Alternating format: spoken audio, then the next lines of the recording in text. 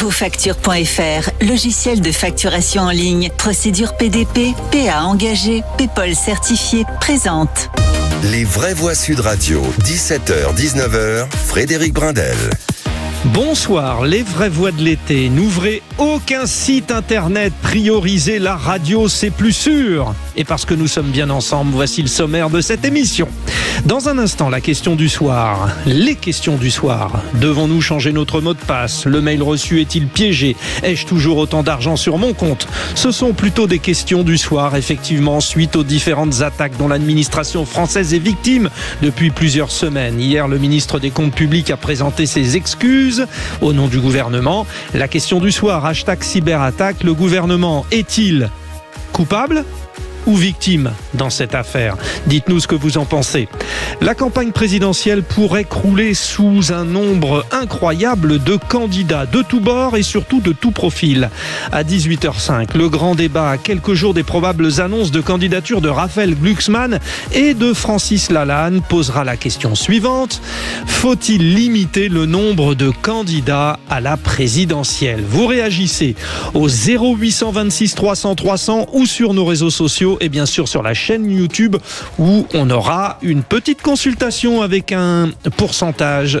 C'est passionnant, c'est sympa, on compte sur vous. Je vous présente tout de suite nos vraies voix du soir.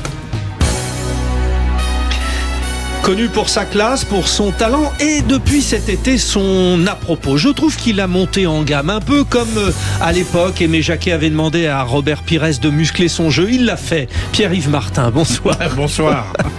Non mais c'est vrai. Et merci pour vos attentions répétées me concernant.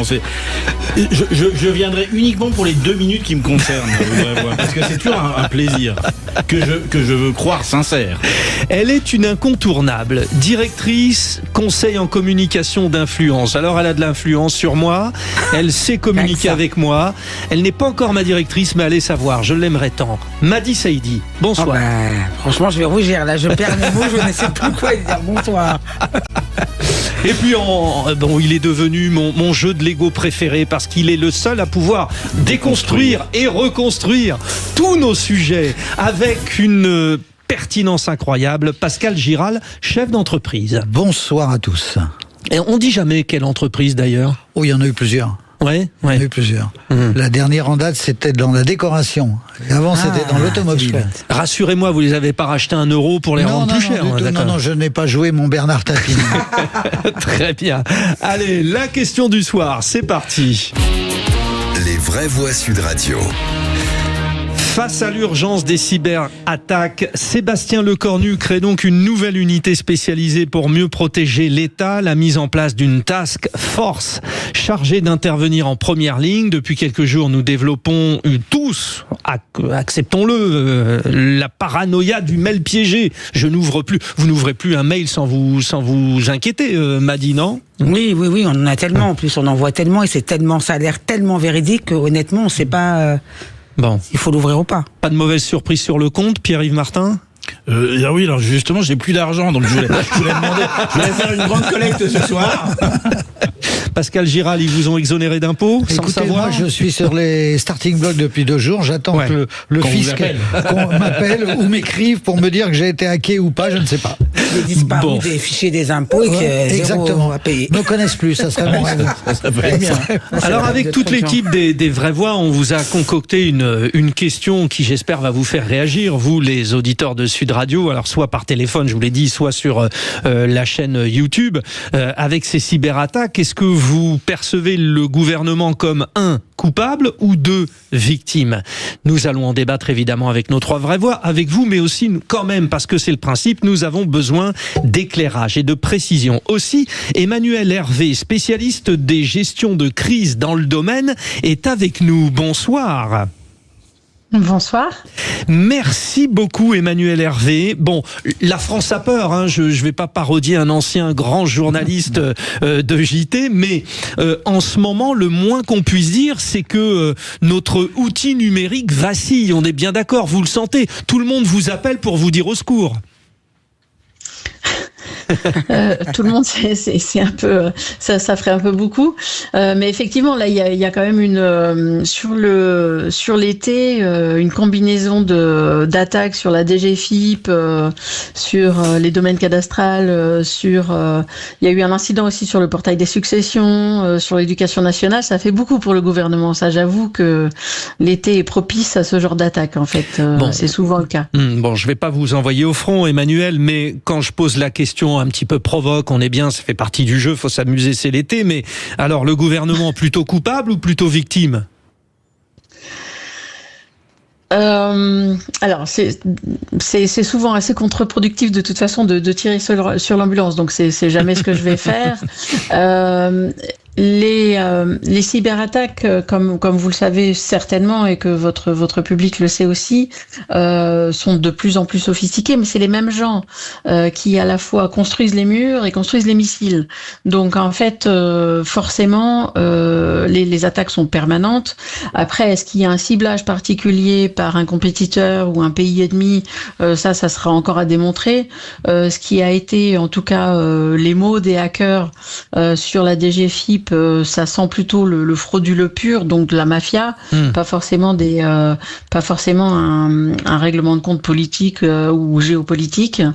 Mais ça, c'est rare qu'on sache vraiment d'où ça vient en fait, parce que les proxys sont très nombreux. Donc vous pouvez avoir une attaque russe qui passe par la Thaïlande et autres. Donc moi, je milite pour dire qu'ils sont victimes. Après, on peut se dire est-ce que ça aurait pu être évité ? Là, il faut regarder dans le détail sur chacune des attaques ce qui s'est passé, mais je vais pas vous ennuyer avec les détails, mais ce qu'on en retient quand même, c'est que sur la plupart des attaques, on a eu une usurpation d'identité d'un fonctionnaire. Et c'est par là qu'ils sont passés. Ah oui, donc, oui, c'est la porte d'entrée en fait. C'est la porte d'entrée. Donc, ce qui se passe et le danger le plus fréquent, c'est que les gens ont un ou deux mots de passe et ils les utilisent pour le boulot, mais aussi pour Netflix et aussi pour je sais pas quoi, pour leur banque et aussi. Et en fait, ils mettent tout le temps le même. Donc, au bout d'un moment, leur email mot de passe est volé à un endroit quelconque, parce que vous avez tous reçu l'email de votre je sais pas, de Orange ou de je sais pas qui a été hacké. Ou de Free, faut en citer trois chaque fois, ou de Bouygues, comme ça, oui, pardon. Ou de Bouygues, ou de Free, voilà, etc. Voilà, ça y est, on a fait les trois, pardon. Voilà, là, on est bien. Ou ou d'Amélie, ou de je ne sais quoi, parce qu'il y en a eu tellement. Et il s'est rien passé. Donc, les gens, comme ils reçoivent très, très, très souvent ce genre d'email, qui sont du genre, on a été attaqué, vos données peut-être ont été compromises, donc merci de changer votre mot de passe. Les gens ne le font pas. Donc les gens ne le font pas. Donc en fait, ces données restent dans un coin, restent dans le dark, qui sont à vendre. Oui. Et il y a un petit malin, un peu plus malin que les autres, qui fait le rapprochement entre, je sais pas quoi, Dupont, qui en fait travaille à la DGFiP, et ils se disent, ah, c'est bon ça.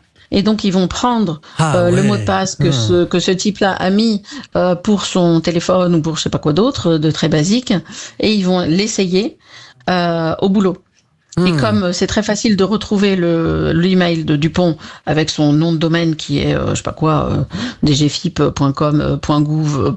Voilà, que tout le monde a le même et on connaît ces noms de domaine, eh bien il essaye, il tente et au bout d'un moment ça finit par marcher quoi. Nous avons comme ça que c'est rentré. Le procédé, nous avons compris comment ça se passait. Voilà, alors pardon. Les trois vraies voix, non mais c'est super intéressant. Les trois vraies voix autour de la table ont des questions, ont un angle de tir eux aussi. Alors qui commence avec Emmanuel? Pierre-Yves Martin. Allez.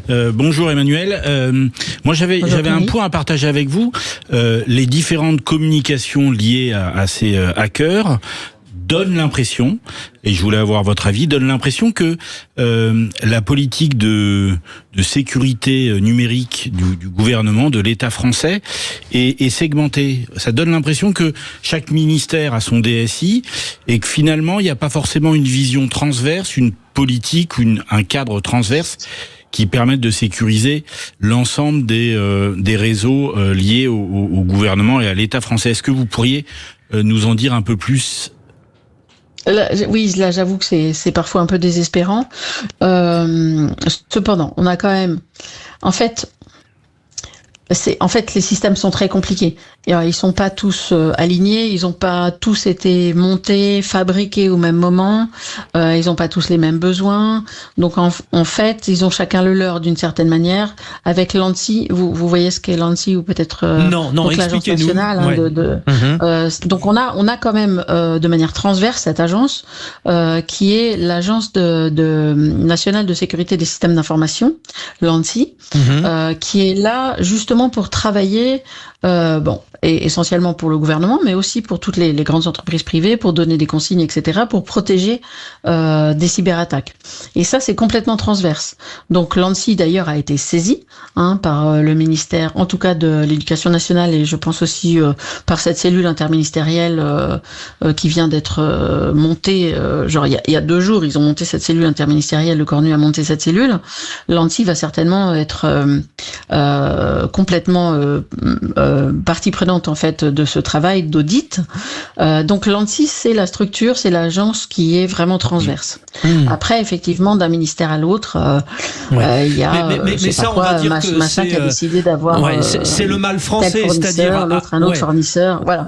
Emmanuel, c'est-à-dire à force de compartimenter, c'est un peu le mal français. On s'aperçoit que voilà, et on a bien compris que derrière la question perfide de notre Pierre-Yves Martin, il y avait un message. Madi Saïdi. Ben moi, je suis assez surprise quand même parce que la cybersécurité et la guerre aujourd'hui informationnelle, on le sait, on sait que ça se passe depuis longtemps. Et parfois, contrairement à ce qu'on pourrait croire, c'est pas forcément des entités étrangères hyper capées et tout ça. Parfois, c'est des jeunes qui jouent à ça. J'ai en mémoire ce gamin qui avait 13-14 ans qui a réussi à pirater tout le machin de son école.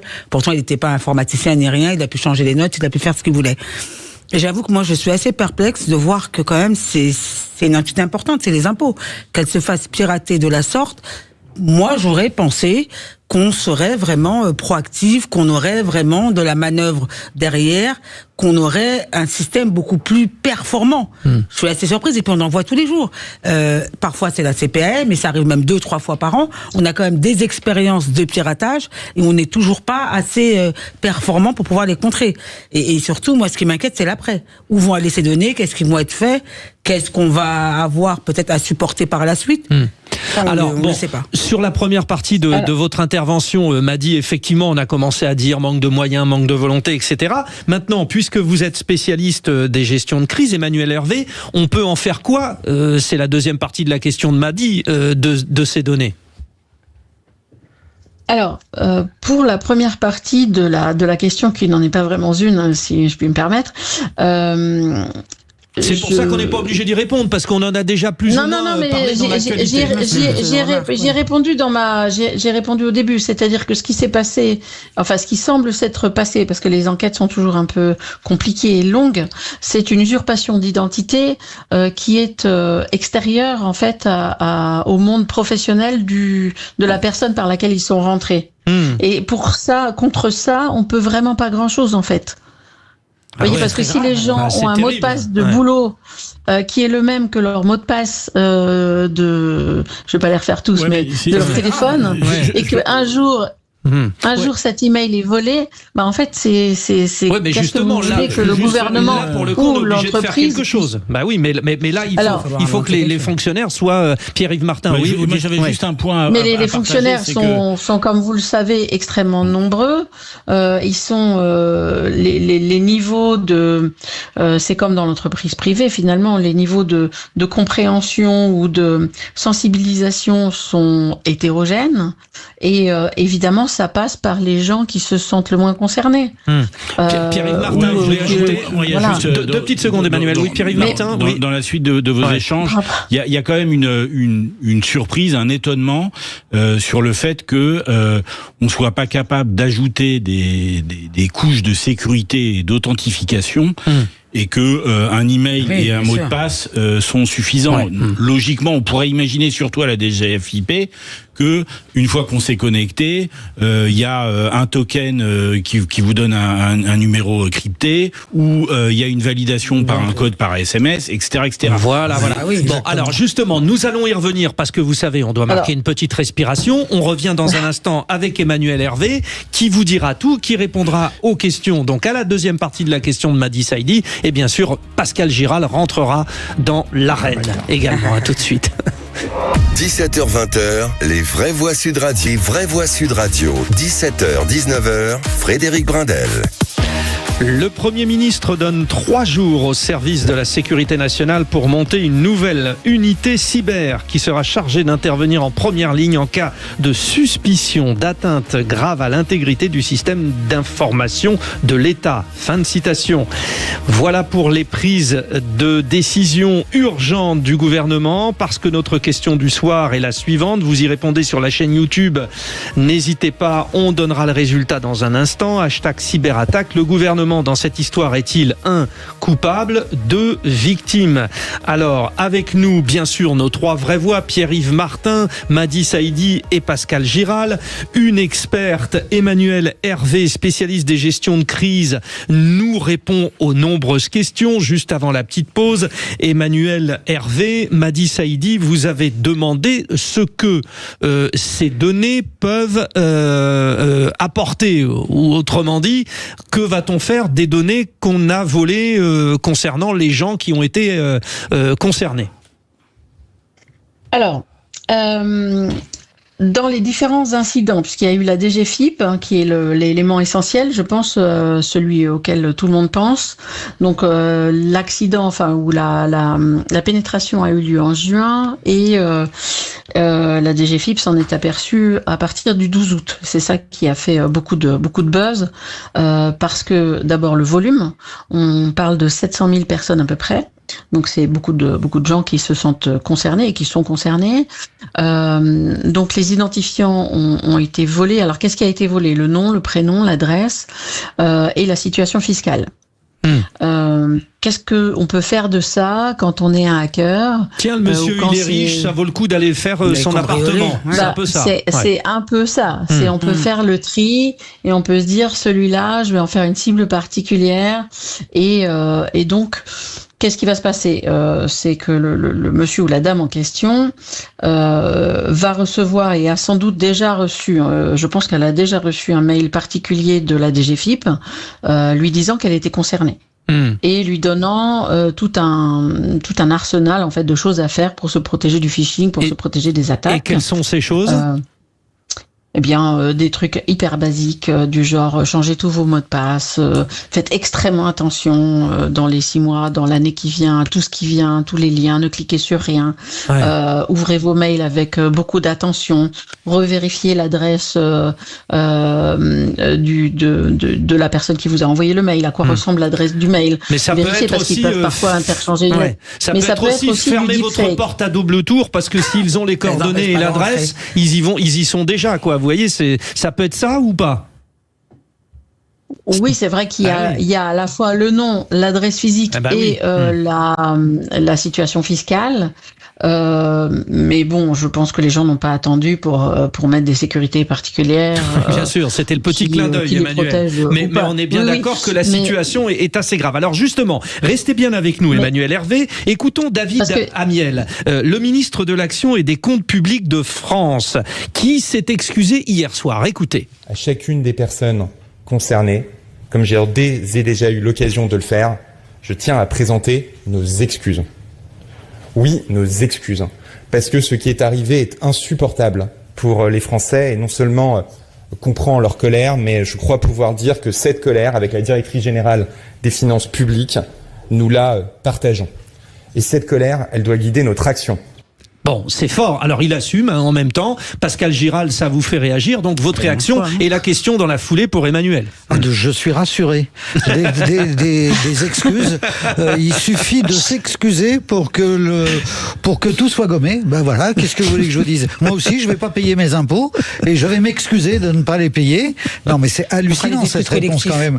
Je relève plusieurs détails. C'est que l'incident a eu lieu au mois de juin. On s'en est aperçu au mois d'août. Ce que disait Chaque Emmanuel personne le l'a 12 déjà. août, ouais. 2 mois pour déclencher la réflexion.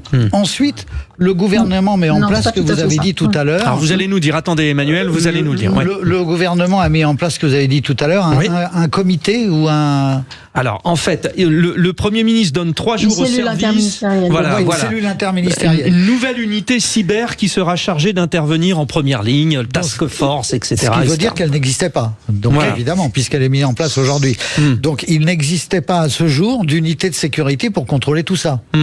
C'est étonnant. Si, il y a l'ANSSI. Je parlais du rôle de l'ANSSI. D'accord. C'est l'agence qui est en charge de ça. Oui, mais en fait, dont les la problèmes question- de transversalité, Pierre-Yves Martin le disait. La question, c'est sur l'ANSSI, jusqu'où cet organe peut aller. Est-ce qu'elle est en support Oui, est-ce pour qu'elle a donner le des pouvoir orientations, bien sûr. ou est-ce que vous parliez, Emmanuel, tout à l'heure, à juste titre, de la multiplicité des modèles de systèmes d'information qu'il peut y avoir dans les différentes organisations publiques. Peut-être que l'une des premières étapes et des actions qu'un organisme ou qu'un comité pourrait mettre en place, c'est une uniformisation des modules de systèmes d'information pour que au moins on ait une politique de cyber Voilà, sécurité. mais ça on est d'accord. En on en a parlé. fait, c'était le rôle de l'ANSSI. C'était D'accord, de voilà. mettre en place des best practices, que tout le monde ait les mêmes, etc. Et d'ailleurs, ce comité interministériel demande à l'ANSSI un audit. Je sais pas si c'est tous les ministères ou simplement la DGFiP, qui doit être rendu en septembre pour essayer de creuser, de voir où sont les endroits où il y a des fonctionnements un peu anciens, des choses qui n'ont pas été mises à jour, d'aller regarder partout. Alors après, là où je vous comprends, c'est on peut se dire il a fallu attendre cette crise pour que l'ANSSI fasse un audit. C'est là où je ne sais pas répondre. Il faudrait que vous invitiez le patron de l'ANSSI. Et puis, peut-être aussi, il y a un sujet, permettez-moi, il y a peut-être aussi un sujet de communication, de dire voilà, moi gouvernement, je communique sur la mise en place ultra rapide d'une cellule, d'un comité. Pour bien justement, Madi Saïdi, rappelons-le, est professionnel. Mais pas que, parce qu'ils ont aussi Emmanuel, attendez, deux petites secondes.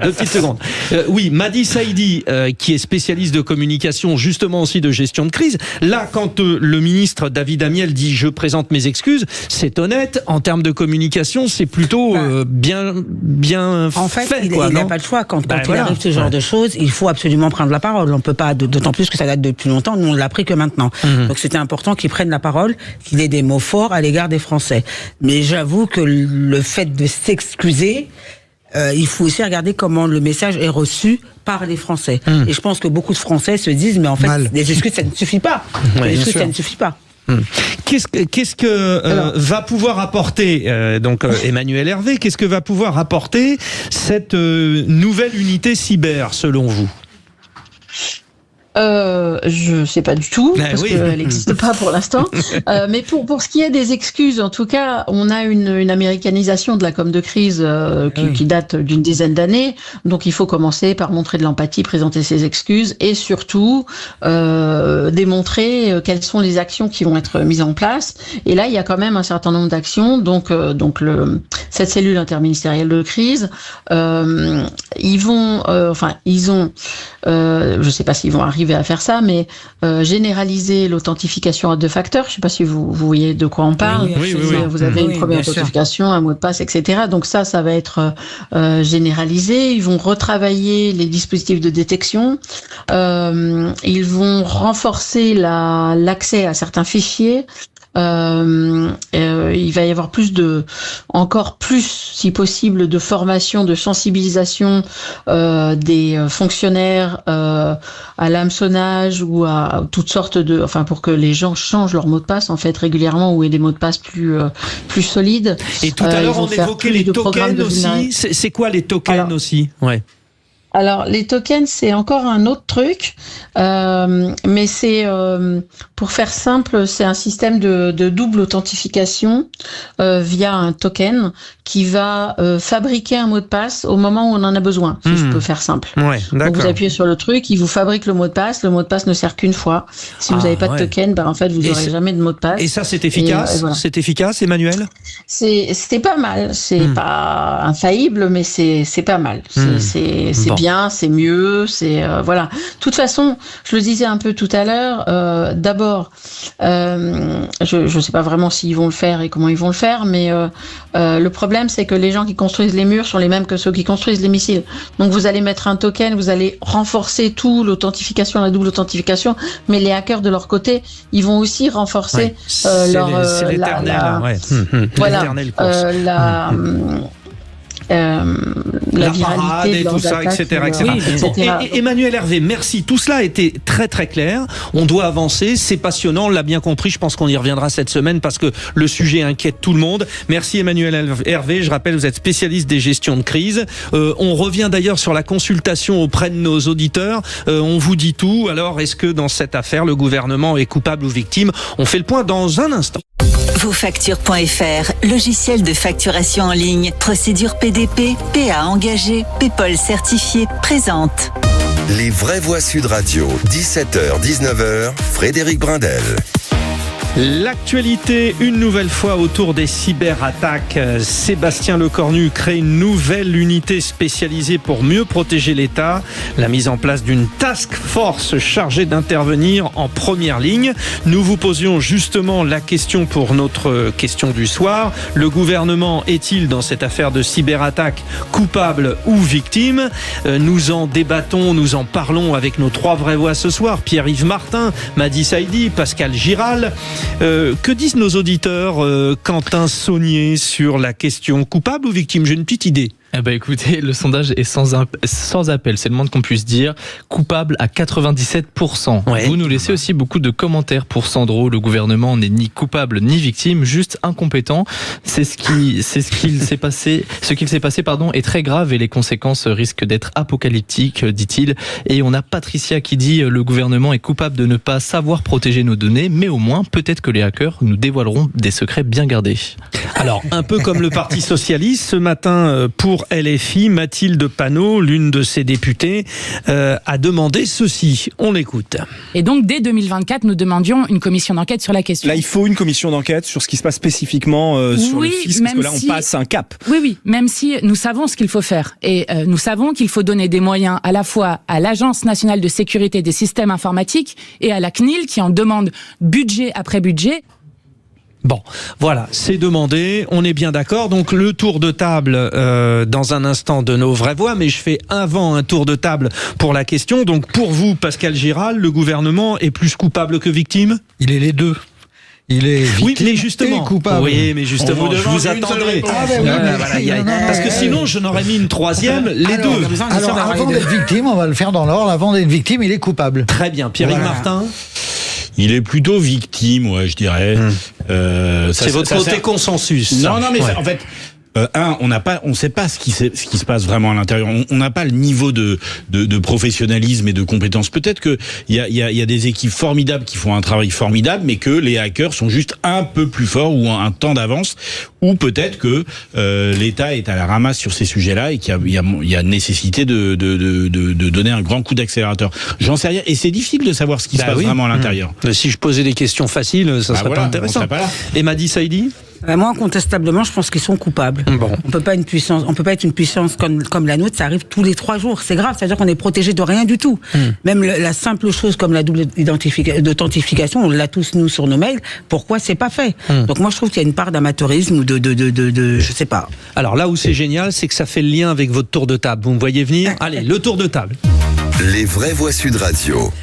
Donc chaque soir, vous le savez, nos éditorialistes, nos vraies voix apportent un sujet d'actualité. Alors de temps en temps, ils disent tiens, je sais pas trop, alors je peux leur proposer un petit peu, voilà, en disant c'est dans l'actualité. En tout cas, Madi Saïdi, elle a dit non, moi j'ai mon idée. Le gaspillage de l'argent public, c'est un peu lié alors tout ça, non? Oui, tout ça effectivement est lié.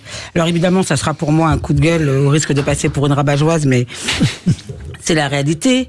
Alors en politique, évidemment, ça surprend personne. Les politiques ont un usage de l'argent public qui est assez irresponsable. Évidemment, quand ça ne sort pas de leur poche, c'est toujours plus facile. Mais en fait, moi, je trouve qu'à un moment, il va falloir arrêter ces gabégies. Alors évidemment, la France est surendettée, donc on sait bien qu'on est endetté à 3 500 milliards, même un petit peu plus maintenant. Alors ça, c'est passé presque sous le tapis. Et aujourd'hui, on demande tout le temps aux Français de serrer la ceinture. Tout le temps. Il faut tout le temps se serrer la ceinture. On en demande beaucoup en français. Et là, je vois une info qui est sortie de vos confrères du Canard.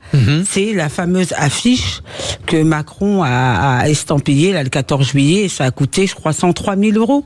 103 000 euros. C'est terrible. Peut-être qu'à l'échelle d'un gouvernement, c'est rien. Mais à l'échelle d'un Français lambda, c'est beaucoup. D'autant plus que c'est resté que 3 ou 4 heures affiché sur la place Concorde. Et évidemment, ça ne gêne personne. En tout cas, ça n'a pas l'air de gêner les gens au gouvernement, parce que de toute manière, c'est toujours Nicolas qui paye. Là, on va être à la rentrée. Évidemment, on va avoir les impôts qui vont tomber. À défaut d'avoir de nouveaux impôts, on aura des hausses d'impôts. Le pouvoir d'achat est très compliqué pour les Français. On voit bien rien que le prix des tomates. Les tomates, ça va jusqu'à 5 euros et quelques dans certains endroits. On demandera à notre auditeur fil rouge de se mettre dans la place du ministre du pouvoir d'achat dans un instant. D'accord. Et vraiment, moi, c'est quelque chose qui m'exaspère, qui me rend vraiment colère de voir qu'on joue avec l'argent public. On en trouve toujours là où on en trouve toujours. Vous voulez une agence publique d'État, en veux-tu, en voilà, on la crée tout de suite. Évidemment, on avait parlé de retirer les avantages des anciens premiers ministres, ça n'a pas tout à fait été aboli. Mais les Français, on leur demande toujours plus de serrer la ceinture. À un moment, il va falloir réfléchir à ça. Comment on fait aujourd'hui pour servir uniquement l'intérêt des citoyens, l'intérêt public, plus que nos propres intérêts. Bon, vous ouvrez le débat. Pascal Giral, d'accord ou pas, mais par exemple, vous prenez la série des feux de forêt, ça coûte cher. Vous prenez les émeutes, ça coûte cher, faut réparer. À chaque fois, j'ai l'impression qu'on passe notre temps aussi à réparer. Oui, moi je pense que comme on vient de le dire, non seulement il y a une gabegie et une dépenses hallucinantes, mais je pense qu'on n'a pas les bonnes priorités. Je pense que le gouvernement est complètement déconnecté de la pensée des Français. Effectivement, on parle des 103 000 euros. 103 000 euros, c'est énorme. Mais pour eux, ça l'est pas. Les investissements à faire, par exemple, pour les incendies, investir sur les forces qui luttent contre l'incendie est prioritaire à, par exemple, donner un budget pour le tremblement de terre, je sais pas où.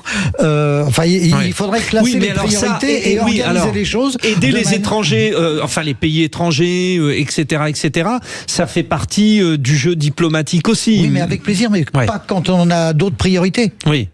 Quand tout va bien, effectivement, les caisses sont pleines, ça baigne, tout va bien, on distribue l'argent, alléluia. Mais là, c'est pas le cas. Au-delà même de l'étranger, par exemple, dans nos banlieues, il suffit qu'on brûle 3 voitures pour qu'on amène des millions d'euros. Chaque fois, c'est la même chose et ça ne change jamais. À un moment, je pense qu'il faut réfléchir et se dire, on donne de l'argent. L'argent ne règle pas tout. Peut-être qu'à un moment, il faut réfléchir à l'éducation des gamins, accompagner les parents, plus que de déverser de l'argent pour construire des terrains de foot. Sauf qu'on vous dira, il faut des moyens pour l'éducation. C'est c'est le serpent qui se mord la queue. Peut-être que si on le fait une fois et qu'on a une vraie politique avec une vraie ambition, peut-être que ça finira par marcher. Pierre-Yves Martin, si des voitures qui brûlent, on met de l'argent. Vous en pensez quoi, Pierre-Yves? Je pense que je suis d'accord avec ce qui a été dit, mais je rajoute juste un point, c'est que il faut éviter de comparer un budget de 103 000 euros, même si c'est extrêmement choquant pour un logo, c'est extrêmement choquant symboliquement, avec les masses financières qui constituent le budget de l'État. Et je pense que tout à l'heure vous évoquiez l'enjeu de prioriser, mais je pense aussi que nous, Français, on est les premiers à vouloir tout. C'est-à-dire qu'on n'est pas capable de prioriser, de donner un niveau de priorité, un arbitrage entre la sécurité, le pouvoir d'achat, l'éducation, la défense. Et en fait, la culture, le sport, n'oublions pas. Sauf que nous, on n'est pas aux manettes. À un moment, c'est eux qui sont aux manettes. C'est à nous de réfléchir et justement de faire la part des choses. Oui, mais dire, finalement. Mais je reviens à cette histoire-là. À chaque fois, il y a une grande crise. Ça nous coûte énormément. Les forces de l'ordre. Il y a une soirée de Ligue des Champions de football. Vous mobilisez un nombre de fonctionnaires énorme. Donc, mais il y a un moment où on arrive, on dit peut-être c'est être capable d'anticiper et d'empêcher les dégradations qui coûtent tellement cher. Mais comment on fait si on n'est pas un État autre qu'un État de droit? Posons la question. En fait, le sujet, c'est aussi vous preniez la capacité à anticiper sur des événements sportifs, par exemple. Voilà, il y a un match de ligue, etc. Il y a des forces de l'ordre qui sont sollicitées avec un volume important. Si c'est pas fait, les citoyens vont dire qu'est-ce que c'est que ça? Il y a pas de sécurité. Et si c'est fait, mais 8000 CRS et gendarmes dans les rues de Paris, c'est peut-être un peu too much. Et je me souviens, suite au débordement qu'il y a pu y avoir, je me suis moi-même étonné de voir que il y avait des forces de l'ordre qui observaient des dégradations, etc. Et on m'a répondu qu'il y avait un système de priorisation, c'est-à-dire que on n'intervient pas sur tout, on intervient sur les dérapages les plus structurants ou déstructurants, pour reprendre le terme. Mais c'est vrai que c'est compliqué à accepter parce qu'on est aussi une génération, on est un peuple, on a une culture qui veut un peu tout et tout de suite. Et on n'est pas capable de faire la part des choses entre les différents... Bon, très intéressant votre tour de table, comme à chaque fois, cher Madi Saïdi. Alors... Maintenant, retournons-nous vers Pascal Giral. Vous voulez revenir sur l'affaire Bruel. Alors, plusieurs choses. Il est parti en voyage, du coup, etc., et nouvelle plainte. Alors, pour le moment, on n'a pas de nouvelles de l'Iran et on n'a pas de nouvelles de l'Ukraine. Donc, on reparle de Patrick Bruel. C'est le sujet à la mode en ce moment. Et si des fois... Si, il y a quand même des nouvelles de l'Iran et de l'Ukraine, et on en reparlera d'ailleurs tout à l'heure avec Louis de Kergorlen. Si des fois vous habitiez sur la Lune ou sur une autre planète, je vais vous faire un petit résumé de l'affaire Patrick Bruel. Patrick Bruel est mis en examen depuis mi-juin pour viol, tentative de viol, harcèlement sexuel. Il a été placé sous contrôle judiciaire mi-juillet pour à peu près 32 plaintes au la total. 32e aujourd'hui. 32e aujourd'hui. Ouais. Et donc, qu'est-ce qui se passe? Avant son jugement, qui aura lieu, pour le moment on ne connaît pas la date, le juge d'instruction a décidé de le mettre sous contrôle judiciaire. Et donc le contrôle judiciaire, c'est quoi? C'est une mesure temporaire qui vient avant un procès, de manière à ce que l'accusé, pas encore accusé, enfin accusé, oui, le suspect ne puisse pas s'évader ou se soustraire à la justice. C'est ça le contrôle judiciaire. Et le contrôle judiciaire, il n'a pas été inventé pour Patrick Bruel, il est là depuis longtemps. Et les juges d'instruction, enfin, on lit beaucoup que ce sont les juges d'instruction, c'est pas le juge d'instruction, c'est le juge des libertés des détentions a décidé d'assouplir ce contrôle judiciaire de Patrick Bruel pour lui permettre d'aller voyager à l'étranger. Aux États-Unis. Aux États-Unis. Pour des raisons personnelles. Voilà. Alors, est-ce que c'est bien, est-ce que c'est pas bien? D'abord, premièrement, il y a une sécurité là-dessous. Il n'est pas parti comme ça au hasard. On lui a fait verser une caution de 500 000 euros. Donc, il y avait, même si c'est Patrick Bruel, il y a quand même de fortes chances qu'il revienne. Et il est revenu. Donc, ce que je veux dire, c'est que c'est pas un cas exceptionnel. On essaye de faire, de surmédiatiser la chose en disant c'est pas normal parce que Patrick Bruel, c'est Patrick Bruel, donc c'est pour ça qu'on a assoupli. Non, ça arrive à d'autres gens qui sont aussi sous contrôle judiciaire. Bien Nicolas Sarkozy, par exemple, qui a eu aussi des assouplissements dans ce domaine. Alors, c'est pas parce que c'est un ancien président de la République, mais c'est ponctuellement les juges qui décident. Moi, je pense qu'il faut laisser les juges faire leur boulot et que il y avait a priori pas de souci pour Patrick Bruel revienne. Parce qu'il y a effectivement sur les chaînes info depuis ce matin. Je me permets. Allez-y, j'arrive bien sûr. Je suis complètement d'accord avec vous, mais j'apprécie la manière dont vous portez ce sujet. Mais ce qui est choquant, on est sur de la symbolique. Ce qui est choquant en termes de communication, c'est que il y a une décision qui est prise, qui ne doit pas sortir du territoire.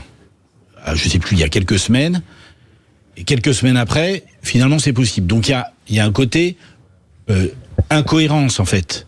Soit on décide, en fait, ce que je veux dire, c'est que soit on décide de le laisser sur le territoire français, de l'empêcher de sortir du territoire français, soit dès le départ on dit bon, il est libre de ses mouvements. Mais... Ou alors on ajoute la formule sous réserve d'allègement. Je précise que le parquet a fait appel de cette décision. Voilà, et que même si le parquet a fait appel, il a eu le temps de partir et de revenir parce que le temps que tout le monde réagisse. Sur le côté symbolique de la situation, évidemment, je comprends, mais c'est une mesure pour un profane qui ne connaît pas le droit. Évidemment, ça peut choquer parce que c'est quand même des histoires de viol. Il n'y en a pas 2, il n'y en a pas 3, il y en a 32 aujourd'hui. Et je comprends que quelqu'un puisse se dire ah bah oui parce que c'est une personnalité, il y a droit. Mais en réalité, c'est une mesure légale qui existe dans notre droit et ça peut arriver à d'autres personnes qui ne sont personnes entre guillemets qui ne sont pas des personnes médiatiques et on n'en entend pas parler.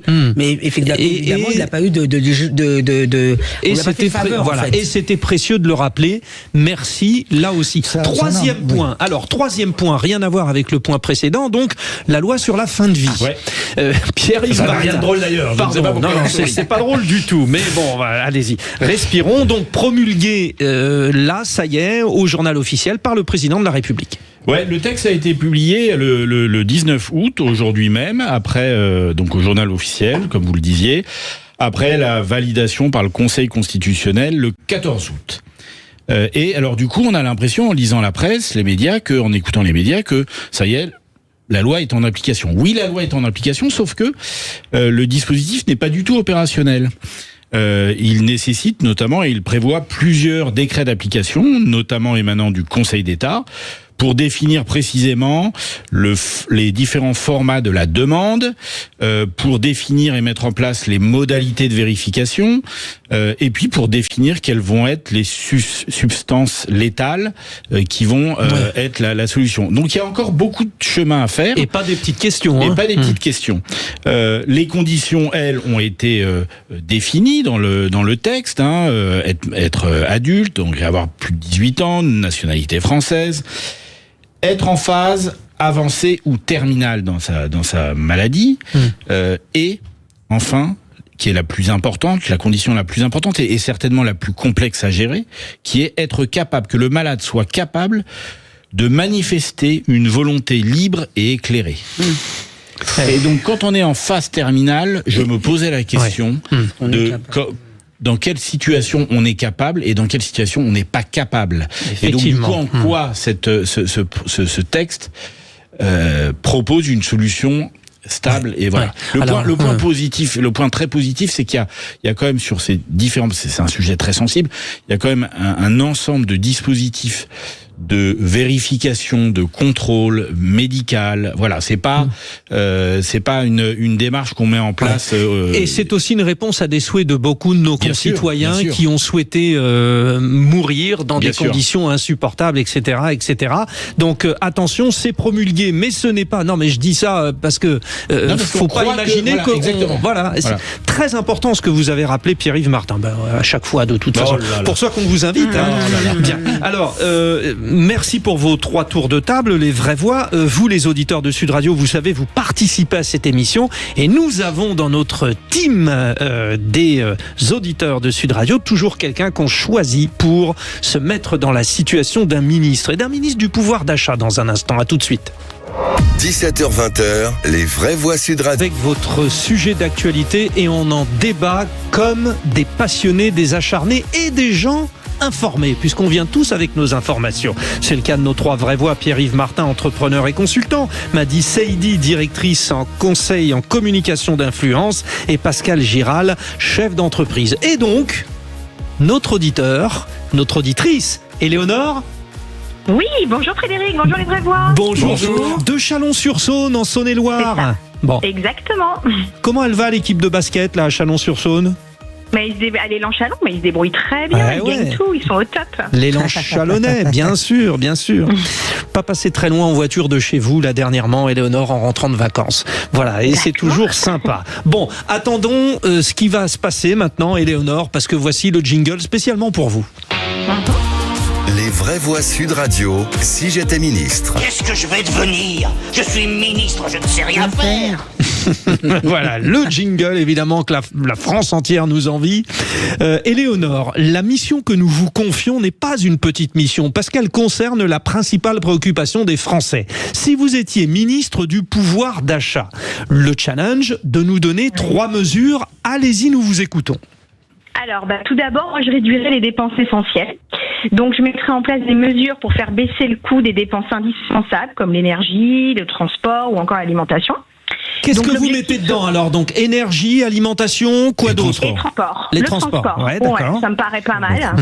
Ensuite, l'objectif ce serait quoi? D'agir en priorité sur les dépenses que les Français ne peuvent pas éviter. On est bien d'accord qu'il faut bien chauffer, il faut bien manger, il faut bien aller travailler, il faut bien se déplacer, quoi. Donc voilà. Ensuite, moi je proposerais de faire en sorte que le travail paie davantage. Donc, bien sûr, donc je chercherai à augmenter le revenu réellement disponible des salariés, notamment pour les revenus modestes et les classes moyennes. Donc, je réduirai certaines charges sur les salaires afin qu'une augmentation accordée par une entreprise bénéficie davantage aux salariés. Ça, c'est important. Oui, donc vous libéralisez, je vais y arriver, libéralisez un petit peu, mais en même temps, il y a une incitation du coup au travail, c'est-à-dire que parallèlement, les gens qui sont en recherche d'emploi, vous les incitez aussi, c'est ça ? Oui, et puis j'encourage les entreprises à verser des primes défiscalisées pour valoriser le travail aussi et que l'argent revienne bien aux salariés. Et enfin, dernière proposition, j'allégerai le coût du logement. Parce que ça coûte cher. Mais quand on voit le prix d'un loyer, c'est n'importe quoi. Alors nous parlions justement il y a 2 jours de la hausse du coût de la vie des étudiants et ces loyers. Alors comment vous faites ? Est-ce que vous plafonnez les loyers ? Parce que ça avait été utilisé ça une année, Alors on pourrait plafonner effectivement le montant des loyers, on pourrait aussi augmenter l'offre de logement et peut-être mieux accompagner les ménages modestes et les classes moyennes, par exemple. Alors, parce que c'est le premier poste de dépense quand même, le logement, c'est énorme. Qu'est-ce que vous en pensez, les vraies voix ? Parce que limiter les loyers, vous, Pascal Giral ? Oui, limiter les loyers. Plafonner, plafonner les loyers. Ouais. Bon, c'est déjà le cas dans certaines communes mises en place par certains maires. Oui, bien sûr, ça regarde les propriétaires surtout. Oui, mais c'est ça. Mais il va encore être évoqué le fait que ça ne va pas inciter à construire de la pierre. Ça, Pierre-Yves Martin. Oui. En fait, je pense que déjà, Madame la Ministre, j'apprécie beaucoup vos 3 propositions. Et je voudrais juste revenir sur la 3e. Oui, c'est celle-là, il y a débat. Bien sûr, ça ne va pas échapper, Frédéric. Oui, non, mais c'est bien, on est en phase encore. C'est bien, ça me fait plaisir, alors, du coup. Non, c'est la question de la politique du logement. Et, en fait, fondamentalement, pour apporter une solution, il faudrait mettre en place une politique de logement ambitieuse. Et ça prend du temps. Ça prend entre 10 et 15 ans. Et donc du coup, c'est-à-dire sur les constructions, tout exactement, ça. Et donc du coup, sur les constructions, sur les modalités de financement, sur l'implication des acteurs publics dans la construction de logements, du foncier, etc., etc. Et du coup, je crains que ça ne soit guère possible puisqu'il y a quand même un autre mal français qui est que à chaque fois qu'il y a un ministre qui est remplacé par un autre ministre du logement. Oui, Pierre-Yves, mais justement, avec Éléonore ministre, ça va changer. Mais on va trouver des solutions. On va trouver. Et juste un petit mot, Madi, parce que du coup, c'était tellement intéressant qu'on arrive pile là. Mais sur l'histoire du coût du logement, il y a une solution. En tout cas, sur des propositions qui ont été faites, je suis plutôt favorable. Sur le coût du logement, en tout cas pour la question de plafonner, c'est un petit peu compliqué, notamment de la part des propriétaires. Moi, je sais que ça a été fait à un moment à Paris, et beaucoup de propriétaires, justement, refusent de louer parce qu'on trouve qu'ils s'en ressortent pas. On leur demande des loyers qui sont trop peu élevés au regard de ceux que ça leur a coûté. Quand il y en a un qui loue une chambre d'étudiant à 1 000 € par mois, voilà. Éléonore, j'adore. On mettra comme thème de campagne, Éléonore, j'adore. Notre ministre du pouvoir d'achat. Voilà.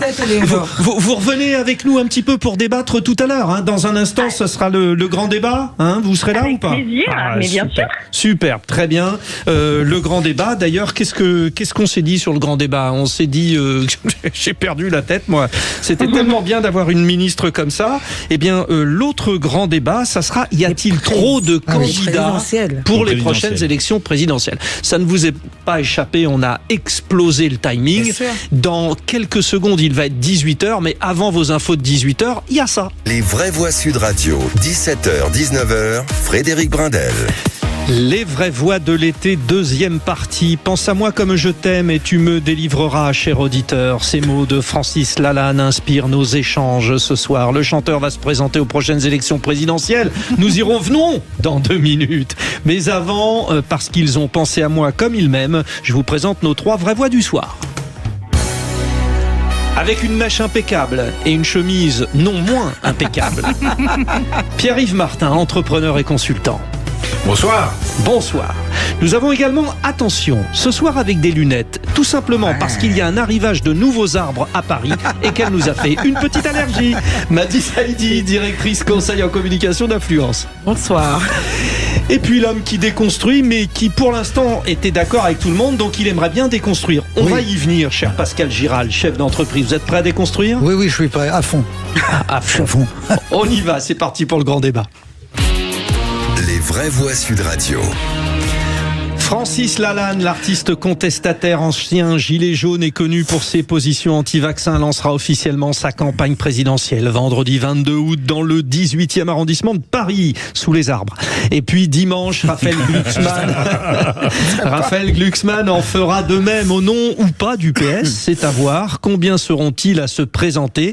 On s'y perd déjà, d'où la question que nous vous posons, #Glucksmann, #Lalanne. Faut-il limiter le nombre de candidats à la présidentielle? C'est vrai qu'on s'y perd un petit peu. Juste autour de la table, rapidement, oui, non, ou une petite phrase, parce que vous avez du fond de jeu. Pascal Giral, faut limiter ? Ça va s'autoréguler, il faut 500 signatures, donc de toute façon, ça va s'autoréguler. Voilà, il déconstruit ma question, vous avez compris, voilà, c'est très bien. Il a raison de la déconstruire, parce que, en fait, il y a une période de novembre à février, c'est la période où tout va se consolider et tout va se nettoyer, en fait. Donc il n'y en aura pas trop. Non, mais en fait, moi, je trouve ça plutôt bien. J'ai pas de sensibilité avec Francis Lalanne, mais je trouve ça plutôt rigolo. Ça donne un peu d'oxygène, même si je sais pas ce qu'il va pouvoir proposer, mais voilà. Et que le jeu démocratique va réguler. Et puis vous êtes tous les deux passionnés de coiffure également. Exactement. Francis Lalanne.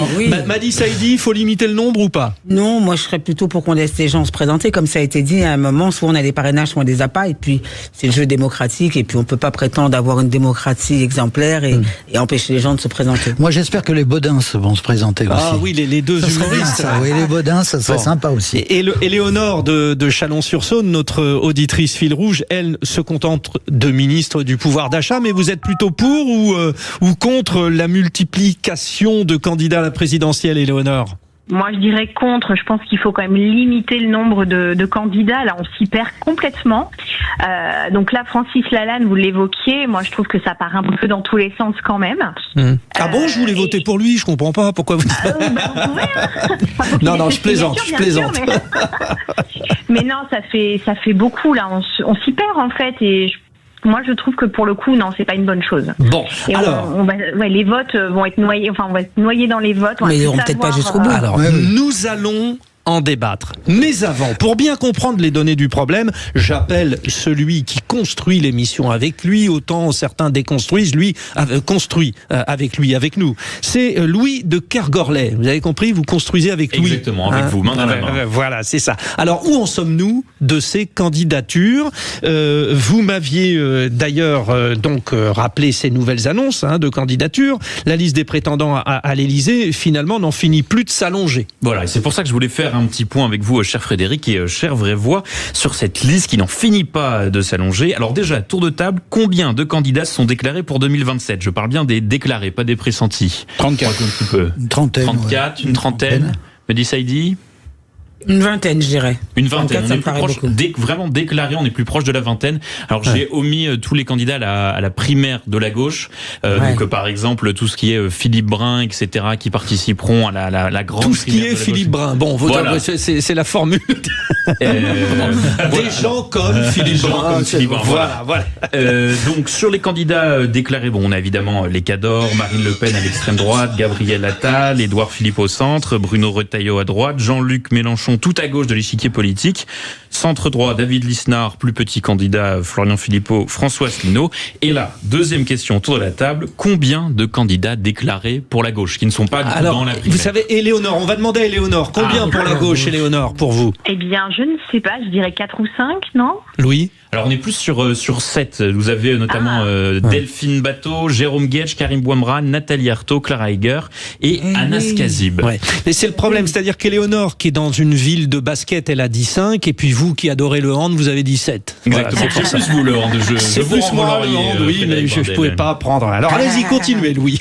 Donc voilà. Et puis vous avez du coup ces candidats, on en parlait un petit peu inclassables, comme Francis Lalanne, alors il y a Juan Branco, l'avocat essayiste, et dernier candidat, alors là si vous l'avez, vous êtes très fort. On peut même donner un point pour le blind test. On va voir si vous êtes d'accord avec ça, Frédéric. Je veux juste le nom du plus jeune candidat déclaré à la présidentielle. Il a tout juste 20 ans. Est-ce que vous le connaissez? Ah non. Alors moi j'ai le nom sous, je réponds pas. Donc Éléonore ne l'a pas. Non, je l'ai pas, non. Je l'ai pas. Pierre-Yves Martin, vous qui savez tout. Non, ça, je suis surpris. Voilà. Et donc il s'agit de Manolo Mlécuse, alors candidat de 20 ans du mouvement Trajectoire 2027. Et comme vous le disiez justement en préambule, pour rappel, Mlécuse, Mlécuse, exactement. Seuls les candidats qui rassembleront 500 signatures d'élus issus de 30 départements différents pourront se présenter. Ils étaient 12 lors de la dernière présidentielle. Oui, c'est ça. C'est-à-dire qu'en général, ça tourne autour de 10-15. C'est ça l'idée. C'est un bon chiffre, 10-15, Pierre-Yves Martin? En fait, tout dépend de la qualité des projets politiques qui sont portés et que ce soit pour 2027, on va bien voir, mais sur la précédente élection présidentielle, on peut pas dire qu'on a été envahi et étouffé par la densité des projets politiques des différents partis et des différents candidats. Et je pense que c'est pas tant le nombre de candidats qui pose sujet. Le vrai point pour moi, c'est que les candidats ne s'implique pas suffisamment dans la définition d'une vision pour la société française, donc dans la définition d'un projet politique qui parle aux uns et aux autres. Soit on est sur des punchlines, soit on est sur des petites propositions, mais jamais de cadre complet autour d'un projet politique. C'est ça qui manque, et c'est ça qui fait que il y a divorce entre l'opinion publique et le politique. Quand même, le nombre, Éléonore, vous nous l'avez dit, j'aimerais que vous développiez. Il y a un moment, évidemment, Pierre-Yves Martin, c'est le bon sens. Tant qu'il y a des idées, il peut y avoir des candidats, mais il n'y a pas 150 000 idées à avoir sur un projet de société pour la France, non, Éléonore? Complètement, non, il faut une personne qui représente les mêmes idées, tout simplement, parce que là, moi-même personnellement, je suis complètement perdue. J'ai mes idées, mais qui vont être éparpillées à droite et à gauche. Ça va me gêner en fait au moment du vote. Donc, je voudrais quelqu'un qui représente un parti, voilà, simplement, pas besoin de 50 personnes. Et est-ce qu'au moment du vote, vous vous trouvez un peu gêné parce que, ayant conscience que si vous votez pour la personne qui se rapproche la plus de vos idées, vous pénalisez quelqu'un qui est un peu aussi proche de vos idées au détriment de celui qui n'a pas du tout les mêmes idées que vous? Est-ce que ma question est claire? Complètement. Oui, elle est claire. Si vous aviez répondu, c'était qu'elle était claire. Non mais Éléonore, il faut dire la vérité. Il ne faut pas hésiter à dire que Frédéric, quand il parle, on ne comprend rien. Je crois que j'ai compris, mais pas 100% sûr. Mais ça veut dire que voilà. De laisser quelqu'un qui pourrait effectivement avoir aussi des bonnes idées, mais bon, je peux pas voter pour deux personnes, donc voilà. Bon, alors justement, on m'a dit, parce que on vient de parler du nombre, des idées, mais il y a aussi la réflexion du vote utile, de la stratégie du premier, du second tour, quand même. Oui, ça existe, mais en tout cas, moi, à titre personnel, je vote d'abord pour des valeurs, pour un projet de société. Donc la question ne se pose pas, il y a beau avoir 40 candidats, moi, celui qui porte les valeurs et la société à laquelle j'aspire, je voterai pour celui-ci. Et effectivement, après, il y a aussi des calculs politiques de se dire, mais est-ce que si je vote pour ce tout petit candidat, est-ce que je pénalise pas un autre qui porte mes idées aussi? Donc ça, c'est aussi un sujet, mais moi, je n'ai jamais été confronté à ça. J'ai toujours été très clair dans ma tête. J'ai des idées, j'ai des valeurs. Celui qui porte le projet qui correspond à ma vision de la société, je vote pour lui. C'est-à-dire, vous savez déjà pour qui vous allez voter, là, ou pas? Non, je vous demande pas de nous dire qui. Non, cette année, c'est compliqué. Mais une chose est sûre, c'est que moi, j'ai toujours voté à droite. Et j'attends celui qui portera le mieux mes valeurs dites de droite, celles auxquelles j'aspire. Voilà. Pascal Giral. Oui, pareil. Il y a deux clans, moi, dans les gens qui se proposent. Il y a ceux qui vont passer le premier tour. Quand je dis le premier tour, c'est les 500 signatures. Et ceux qui vont pas les passer. Ceux qui se présentent comme Francis Lalanne en étant parfaitement conscient qu'il n'aura pas ces 500 signatures. Et d'autres, et beaucoup d'autres. Alors, c'est quoi? C'est une crise d'ego. C'est une crise, c'est une manière de revenir sous la lumière pour ces gens-là. Oui, je ne sais pas. Une façon d'exister. En tout cas, effectivement, en ce qui me concerne, c'est la même chose. Moi, j'ai déjà une idée assez précise de ce que je veux, et surtout de ce que je ne veux pas. Votre choix n'est pas arrêté. Voilà, votre choix n'est pas encore arrêté. Non, il n'est pas arrêté, mais j'ai surtout une idée de ce que je ne veux pas ou de ce que je ne veux plus. Bon, voilà, je vous laisserai analyser la situation.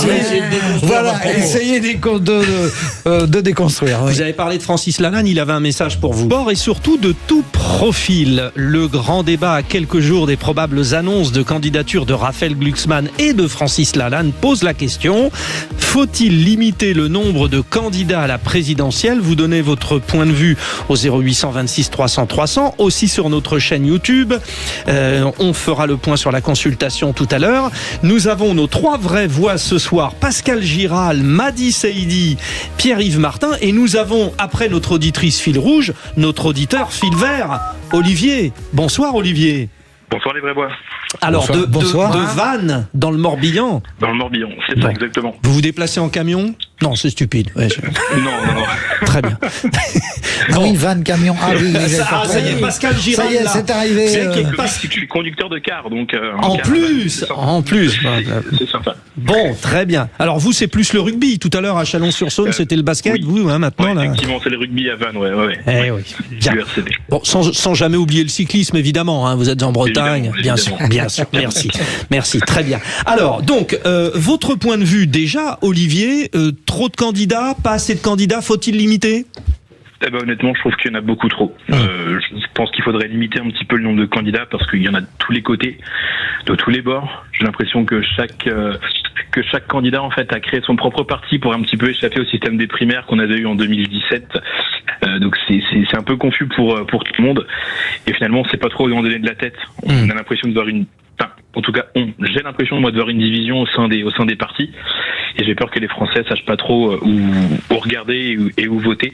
Et j'ai peur que ça crée la confusion et qu'on passe à côté d'une élection qui peut être importante pour le pays. Alors, 2 choses exceptionnelles que je voudrais dire concernant Olivier, c'est qu'effectivement, on n'en a pas encore parlé, mais il va falloir qu'on en parle, c'est cette notion de parti, parce que un parti, s'il y en a trop, c'est bien les candidats, mais les partis, donc ça. Et puis en plus, Olivier, vous venez de dire on, enfin je, ça serait tellement bien que tout le monde arrête de dire on et je ou nous, ça serait... Donc là, je vous adore sur la rhétorique. Alors, vous êtes pour ou contre la candidature de Francis Lalanne, du coup, Olivier? Honnêtement, il a son domaine d'activité. Je pense qu'il faut laisser la politique aux politiciens. Je pense que chacun son rôle. Alors écoutez ce qu'il contre-argumente par rapport à ce que vous venez de dire, Francis Lalanne. Zelensky, lui, il a le droit de passer de artiste de stand-up à président. Moi, j'aurais pas le droit. T'aurais pas le droit. Pourquoi on n'a pas le droit, nous? D'accord, c'est vrai que nous, on joue pas du piano avec notre bite. Et en fait, ça peut être effectivement un inconvénient. Et puis, on met pas des barésilles et des talons hauts pour faire des spectacles en montrant son cul. Et après, c'est vrai qu'évidemment, si on avait fait ça, on pourrait prétendre à être sérieux, être des présidents honorables. Mais on n'a pas fait ça, et c'est pas bien. On aurait dû.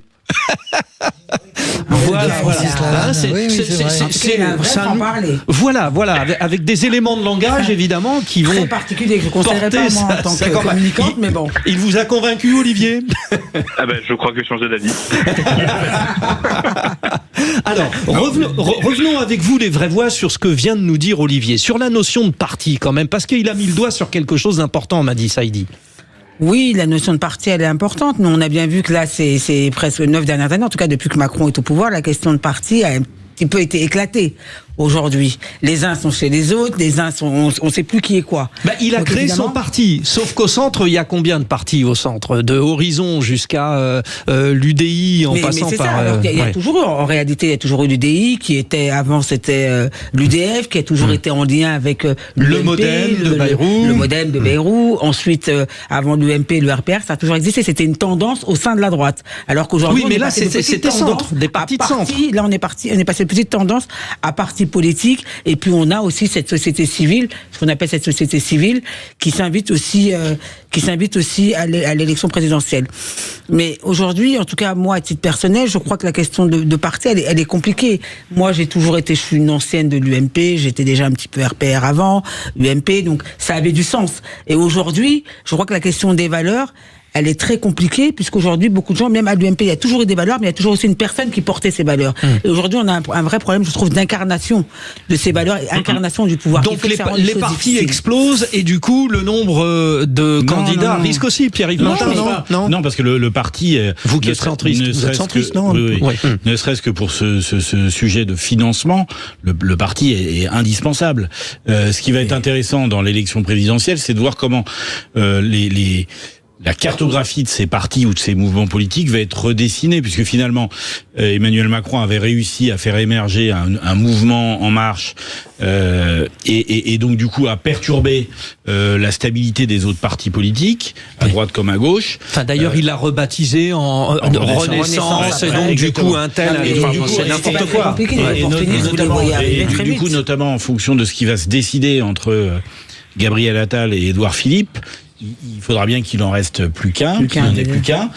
Et de ce candidat se dessinera certainement un mouvement politique ou un recentrage, d'une part, et d'autre part, si ce candidat gagne l'élection présidentielle, ce mouvement sera du coup confirmé, mais s'il perd, du coup, il y aura de nouveau rééclatage de ces mouvements politiques et du coup grande instabilité, que soit à gauche d'ailleurs qu'à droite. Mais on a besoin de lisibilité. Alors 0826 300 300. Tiens, on nous appelle de la préfecture de la Seine-et-Marne, mon département de naissance, de Melun. Christian, bonsoir Christian. Bonsoir à tous. Très belle ville, Melun, si on la connaît. Oui, si on la connaît, c'est toujours bon. Mais ça reste la préfecture et c'est un Meldois, donc un natif de Meaux, au nord, qui vous dit que c'est eux, la préfecture. Voilà. Alors Christian, Christian, votre point de vue, trop ou pas assez de candidats ou il faut limiter ? Alors surtout, en ce moment, pour la prochaine élection qui arrive, beaucoup trop. Si vous me laissez 3 secondes, ça va être plein de chiffres, mais je vous explique. J'ai regardé ce qui s'est passé en 2022. N'oublions pas qu'il n'y a que 75% du corps électoral qui vote réellement au premier tour sur les dernières élections présidentielles. Mélenchon, en 2021, un an avant l'élection, est crédité de 11%. Au premier tour, il a pris 10%, il fait 21%. Ouais. Un an avant l'élection, Marine Le Pen est donnée entre 23 et 26. Elle fait 23 au premier tour, je crois, ou 24. C'est-à-dire qu'elle a diminué que à peine 10% son score initial. Et ben là, en ce moment, Mélenchon qui est donné à 15%, s'il prend 10, il arrive à 25. Marine Le Pen qui est donnée à 36, si elle perd 3, elle arrive à 33. Il faut qu'un seul candidat au milieu. Sinon, c'est LFI, RN au deuxième tour assuré. Ah, alors là, justement, voilà ce que dit Christian, c'était l'un de nos arguments importants, c'est-à-dire le vote utile, la répartition. Et Christian, là-dessus, pareil, si même chose. La volonté des Français, il faut pouvoir aussi écouter des Français. Alors, Pascal Giral, réaction à ce que dit Christian. Oui, tout à fait. Moi, je pense que la bagarre LFI Rassemblement National, elle est plus ou moins inévitable pour une raison très simple, pour une raison de charisme. Parce qu'on a beau dire ce qu'on veut, Madame Le Pen et Monsieur Mélenchon ont un certain charisme à la tête de leur parti. On aime ou on n'aime pas, mais c'est comme ça. Et ailleurs, il y a une espèce de fouillis où on a du mal à trouver une personnalité charismatique qui pourrait représenter la République.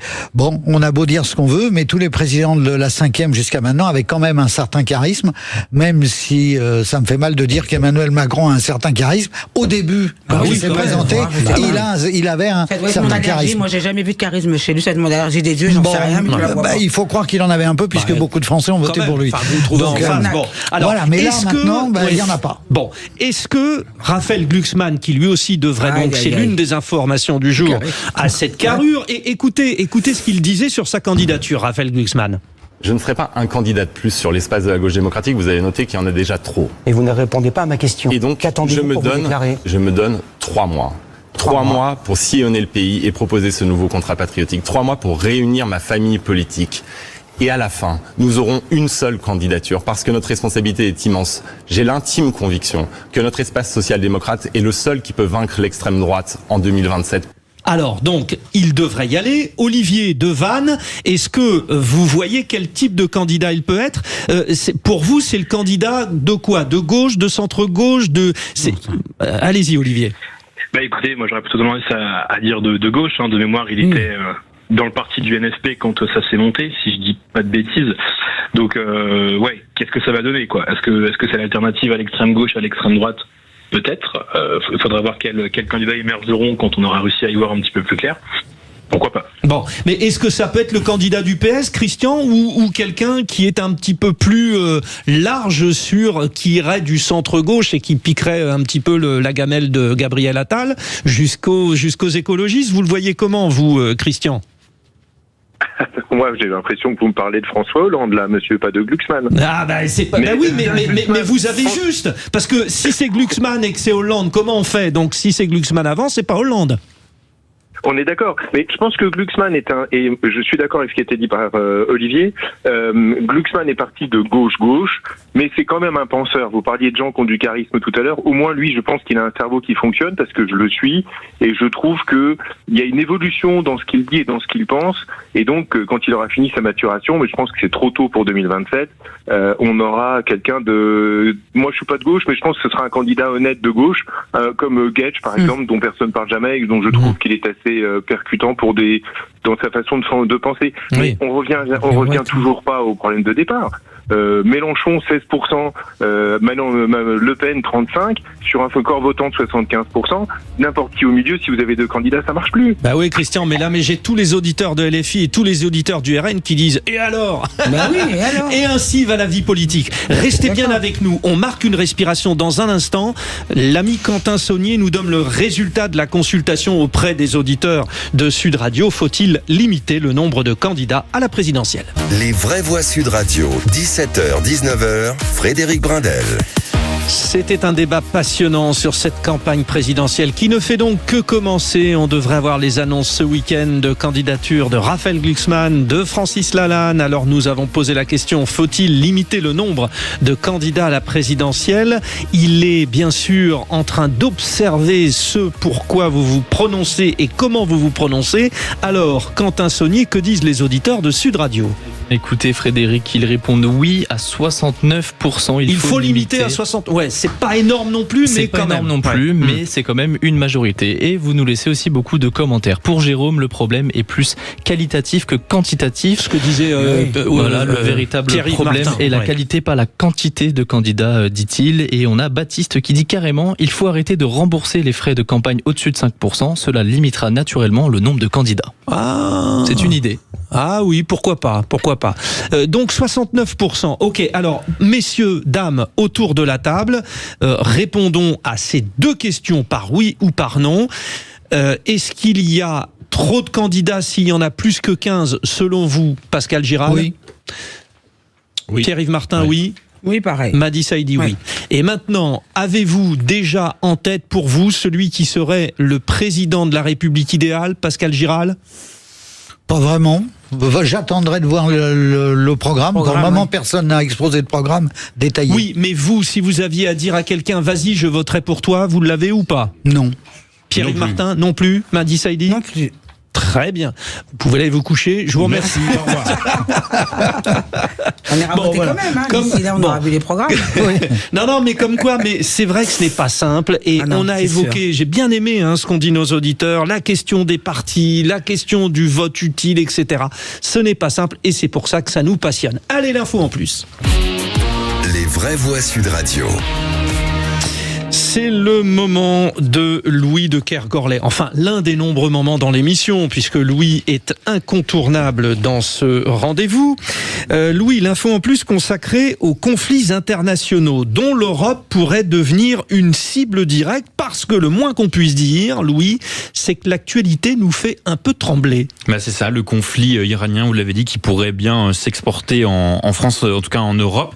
C'est ce qu'auraient confié deux sources proches du régime au Financial Times. Le but n'est pas de viser un pays en particulier, mais plutôt viser les installations américaines ou utilisées par les Américains sur notre continent. Ils ont cité la Bulgarie, par exemple. Voilà, exactement, la Bulgarie. Et puis il y a aussi les questions de Chypre qui avaient déjà été touchées. Alors pour nous éclairer, ce soir, j'accueille Jean-Baptiste Noé, directeur de la revue Conflit, spécialisé en relations internationales. Bonsoir. L'excellent Jean-Baptiste Noé. Bonsoir Jean-Baptiste, un habitué. Ouais, juste un mot, Louis, on n'oublie pas, vous n'oublierez pas non plus de nous parler de nos amis russes, de nos amis russes, on a bien compris, c'est du deuxième degré, qui sont en train de planter des drones, des bases de drones un peu partout autour. Exactement. Alors on y va dans l'ordre, on commence du coup avec la question de l'Iran. Donc déjà, Jean-Baptiste Noé, ces menaces du régime iranien, à quel point est-ce qu'il faut les prendre au sérieux ? Est-ce qu'on est encore sur de la guerre un peu de communication ou la menace militaire est réelle pour vous ? Alors, les deux, c'est de la communication, indubitablement, mais il y a aussi une menace réelle. D'ailleurs, l'Iran a déjà mené dans le passé, notamment dans les années 1980, des attaques contre le territoire français. Et puis, il y a les Français présents en France, mais vous avez aussi les bases, notamment les Français présents au Moyen-Orient.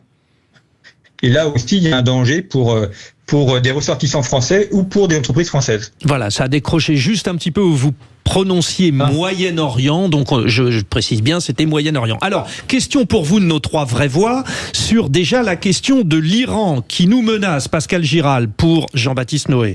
Oui, pourquoi menacer un pays plutôt qu'un autre au sein de l'Europe ?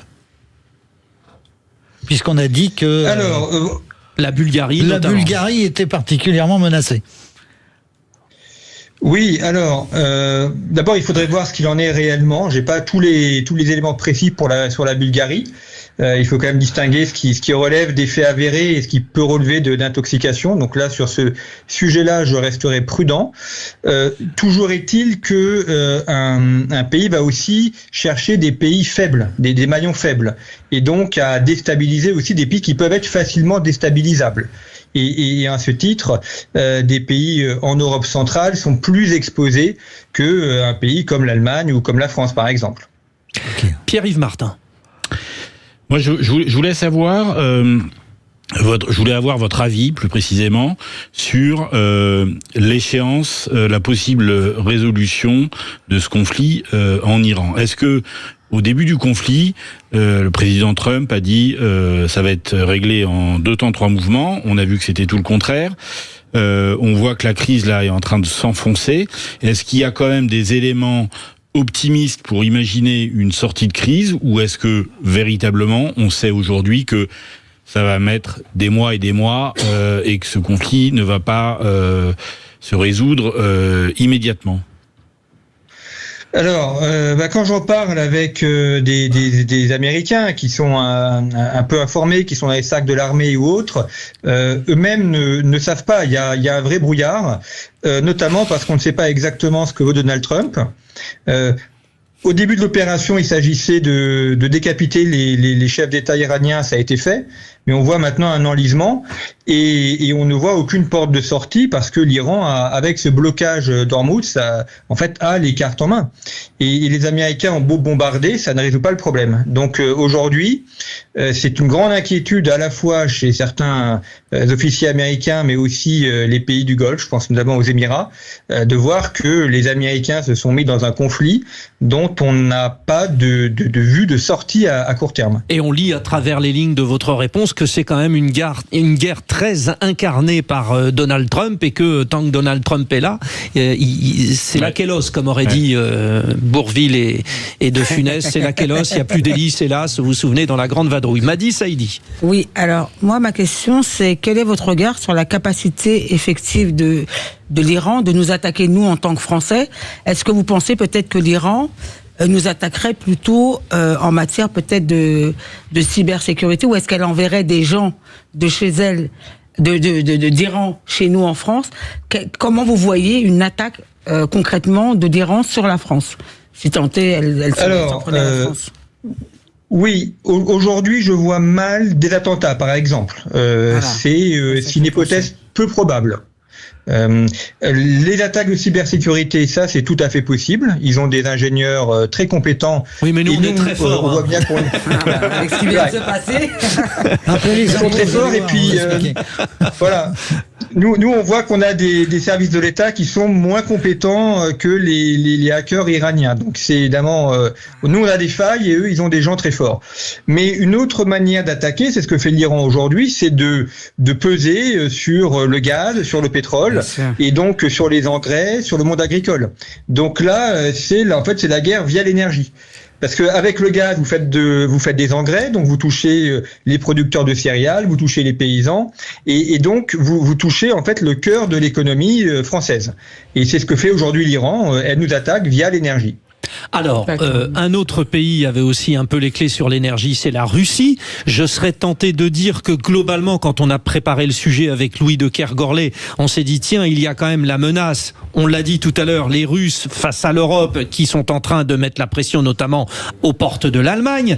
Il y a ces menaces iraniennes. Alors, si les deux se groupent, effectivement, ça peut être dangereux, mais je vous passe la main, justement, Louis de Kergorlé, sur les dernières infos concernant la Russie et l'Europe. Juste quelques effectivement informations. Alors ça a été révélé cette semaine par le journal britannique The Telegraph, qui a donc parlé d'arsenal de drones, un peu des fermes de drones qui peuvent contenir jusqu'à 1000 appareils à la fois et qui sont postés près des frontières, surtout près des frontières biélorusses et ukrainiennes. Donc évidemment on pense au conflit ukrainien, mais il se trouverait que en fait ces drones pourraient aller jusqu'au Royaume-Uni, donc ça pourrait toucher l'entièreté de l'Europe. Et c'est là qu'arrive ma question, Jean-Baptiste Noé. Est-ce que là aussi il y a lieu d'y voir une réelle menace pour notre pays? Oui, déjà le fait que des fermes de drones soient concentrées à nos frontières, ça fait déjà peser une menace et ça fait déjà peser une inquiétude, parce qu'on est bien obligé de se prémunir. On peut pas faire comme s'il y avait rien. Donc déjà, rien que ça, c'est une menace. Et ensuite, on voit bien que le problème des drones, c'est qu'avec quelques petits appareils, vous pouvez déstabiliser un aéroport, par exemple.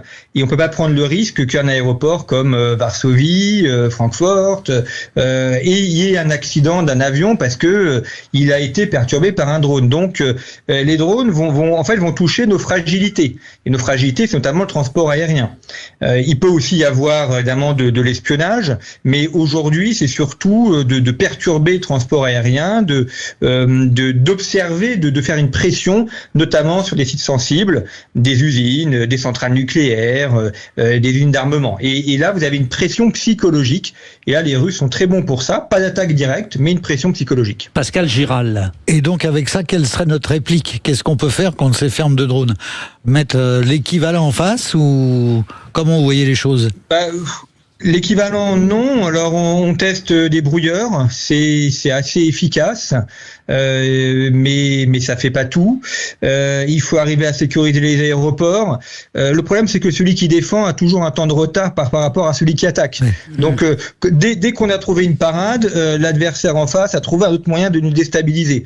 Donc la solution, elle est fondamentale, c'est trouver une résolution au conflit ukrainien, et c'est trouver aussi une manière un modus vivendi avec la Russie. On peut pas non plus rester indéfiniment avec un pays en guerre et dans ce conflit larvé entre la Russie et les pays d'Europe. Madi Saïdi. Oui, moi j'ai bien l'impression que ce conflit, malheureusement, il ne s'arrêtera jamais. Moi j'ai en mémoire Donald Trump qui avait dit, je sais plus, en 10 jours ça serait réglé. Et aujourd'hui on en est à des mois et j'ai pas l'impression, je ne vois pas d'issue, ni diplomatique, ni de manière militaire. Pensez que les Russes vont continuer d'attaquer les Ukrainiens, vous, pendant X temps? En tout cas, je vois pas la sortie. On voit pas la sortie aujourd'hui. Avec l'Iran, on voit pas de sortie. Avec la Russie aussi. D'ailleurs, là, ça fait quelque temps qu'on n'en entend pas parler. Quelquefois, on a les drones qui reviennent à la charge. Mais vous, quel est votre regard? Est-ce que vous pensez que c'est possible de réconcilier deux peuples qui finalement sont si proches? C'est presque des cousins germains, des Ukrainiens et les Russes. Oui, je suis d'accord avec vous. On voit pas d'issue favorable à moyen terme. Ce qui se dit en Ukraine aujourd'hui, d'abord, l'armée ukrainienne est affaiblie et elle a du mal aujourd'hui à contenir les attaques russes. Vous avez des élections en Russie en septembre, et donc il se dit qu'il y aurait une levée en masse de 300 000 hommes après les élections. Reste à voir si ça a vraiment fait et si les Russes auront les moyens de trouver 300 000 hommes. En tout cas, les Ukrainiens craignent beaucoup l'hiver et ils craignent une attaque avec des lignes ukrainiennes qui sont de plus en plus fragilisées. Ouais, les Russes ne sont pas au mieux non plus. Pierre-Yves Martin. Moi, c'était juste une observation. Dans l'échange qu'on a eu là à l'instant, tous ensemble, il y a un terme, il y a un acteur qu'on n'a jamais désigné, qui est l'OTAN. Et du coup, je m'interrogeais. C'est une perception que je partage. J'ai l'impression qu'on raisonne tous nation par nation et pas OTAN ou même pas encore Europe et voilà, et il y a peut-être une dimension individualiste qui est certainement pour nous, de notre côté, notre ennemi principal. Et j'ajouterais juste en parenthèse, parce qu'on fait souvent équipe avec Pierre-Yves Martin, on est bien d'accord, Jean-Baptiste Noé, que si jamais les Iraniens envoient quelque chose sur, par exemple, Chypre, et que la Russie envoie quelque chose sur, par exemple, l'Allemagne, la riposte de l'OTAN, normalement, elle doit être immédiate. Ah oui, tout à fait. Oui, c'est un système de défense. Donc, si un des pays membres de l'OTAN est directement attaqué par une puissance extérieure, effectivement, les autres pays doivent lui venir en aide. Si ce n'est pas le cas, ça serait de facto la fin de l'OTAN. Donc, ça serait un signal très négatif envoyé à nos compétiteurs. Donc par rapport à ce que dit Pierre-Yves Martin, le rôle de l'OTAN et le rôle de l'Union européenne, pour l'instant, on ne s'inquiète pas parce que il va jouer ce rôle ? C'est de la dissuasion en tout cas. C'est dire attention, vous attaquez Chypre, derrière vous attaquez la France, l'Allemagne, le Royaume-Uni, les États-Unis. La question c'est jusqu'où on va considérer qu'il y a eu une attaque et donc on est prêt réellement à intervenir et à protéger l'ensemble des pays membres. Mais c'est sûr que si on ne vient pas en aide à un allié alors qu'on a un contrat qui nous lie, là la rupture de confiance est terrible et donc ça rompt toute crédibilité. Et l'Iran qui s'associerait avec la Russie ? C'est déjà le cas. Dans les faits, c'est déjà le cas, notamment pour l'exportation du pétrole, pour l'armement, avec la Corée du Nord également. Donc, on a ces alliances qui se font et ces axes qui sont en train de se créer. On n'est pas au mieux, Louis de Kergorlet. Ben voilà, exactement. Je pense que s'il y a un mot à retenir, Jean-Baptiste Noé, vous l'avez dit tout à l'heure, c'est vraiment des conflits larvés. On a du mal à en voir le bout. Donc, espérons que ça puisse se résoudre dans les prochains mois. Merci Jean-Baptiste Noé, directeur de la revue Conflit. C'est exactement, ça. Conflit, tout à fait. Bon, vous revenez avec vos infos en plus chaque jour, cher Louis de Kergorlet, mais essayez de venir avec des réponses aussi. Ben voilà, mais c'est pour ça que je prends mes invités. C'était dur. C'est pour ouais, mais là c'est dur. C'est le mois d'août. Bon, vous savez quoi ? Dans un instant, on va jouer avec notre auditeur fil vert, fil rouge, etc. On va vous tester un peu sur l'actualité. Sud Radio. Donc Pascal et Madi font équipe. Donc le duo Pascal-Madi contre le duo Olivier Pierre-Yves. Je vous fais écouter un extrait d'une grande séquence d'un grand JT. Et vous devez retrouver le présentateur ou la présentatrice vedette. Alors Pierre-Yves, vous arrêtez de regarder votre téléphone, ça m'énerve ça. Bon. Oui, monsieur. Bon, alors, vous êtes bien concentrés, écoutez bien, il y a des réponses très faciles, vous les connaissez. Le premier qui dégaine marque un point pour son équipe. Qui est là ? Madame, monsieur, bonsoir. Au moins 20 morts et des dizaines de blessés. C'est le dernier bilan officieux. Pierre-Yves Martin, Christine Ockrent. Vous l'aviez, Olivier ? Bien sûr qu'il l'avait. On est une équipe. Écoutez, on est un binôme. J'ai 27 ans, donc je vous avoue que tout ce qui est avant les années 2000, j'ai un petit peu plus de... Voilà, c'est ça le problème. Olivier, vous étiez très courtois, là vous dérapez là. Voilà, c'est ça le problème, c'est qu'il nous sort ses 27 ans maintenant, Olivier. Allez, boum. La balle perdue, merci. Mais justement... Vous avez du plus vintage en magasin. Oui, vous Pascal. Oui. Bon, alors, justement, ça fait 1-0 pour la paire Pierre-Yves-Olivier et vous allez pouvoir l'écouter. Il y en a un petit peu pour toutes les générations. De qui s'agit-il ? Bonsoir à tous et merci de votre attention. Non. Bruno Mazur. Non, c'est Olivier. Olivier, vous avez dit qui ? David Pujadas. Bravo Olivier. David Pujadas. Ça fait 2-0 pour vous. Alors, là où Madi Saïdi est super concentrée, c'est que, elle nous dit Gabriel Attal qui n'a rien à voir. Il y a une voix qui lui ressemble. Oui, mais qui n'est pas du tout un présentateur d'infos à la télévision. Mais mais c'est vrai. Le réveil a eu lieu à 18h53. Et Madi, je vais vous dire un truc. Vous êtes actuellement sur Sud Radio. En plus. Pardon. Non, j'ai bien compris ce que c'est. Il y a au total. La prochaine, c'est pour nous. Pascal, il y a au total 9 extraits. L'équipe vainqueur est celle qui répond donc à 5. Pour l'instant, vous menez 2-0 Olivier et Pierre-Yves. Troisième extrait.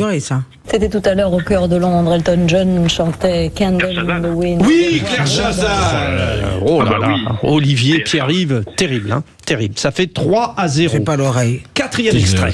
C'est maintenant que nous allons agir ensemble. Jean-Claude Bourret. Non, mais pas loin. C'est dans quelques minutes que nous Patrick Simpson. Non. Les lumières que nous avons laissées allumer. Vous n'êtes pas loin, Pascal. Bruno Mazur. Non. Je vous ai demandé tout à l'heure de laisser allumer la France les a lumières peur. chez vous. Oui. Roger Giquel. Oui, là, Pascal. Oui. Alors c'est d'ailleurs ça. C'est en 77. Roger Giquel demande aux Français de laisser leur lumière éteinte et 10 ou 15 minutes après, il revient et dit attention, on va tous les éteindre. Et à l'époque, il y a Michel Chevalet qui filme un ordinateur du centre d'électricité de France, C'était génial. Ça fait 3-1, 5e extrait. Oui, vous vous souvenez d'un slogan de la campagne de Nicolas Sarkozy, c'était travailler plus pour gagner plus. On se souvient aussi d'un engagement. Oui, Arlette Chabot. 4-1 pour le duo Olivier-Pierre-Yves. Arlette Chabot qui fait les beaux jours maintenant de Sud Radio aussi. 6e extrait. Bonjour. Yves Mourouzi. Oui, Yves Mourouzi. C'est Pascal. Yves Mourouzi. Ça fait 4-2. Mais quel match? Toujours une balle de match, justement. Qui est-il maintenant? Vous avez en tout cas, ça a changé suffisamment.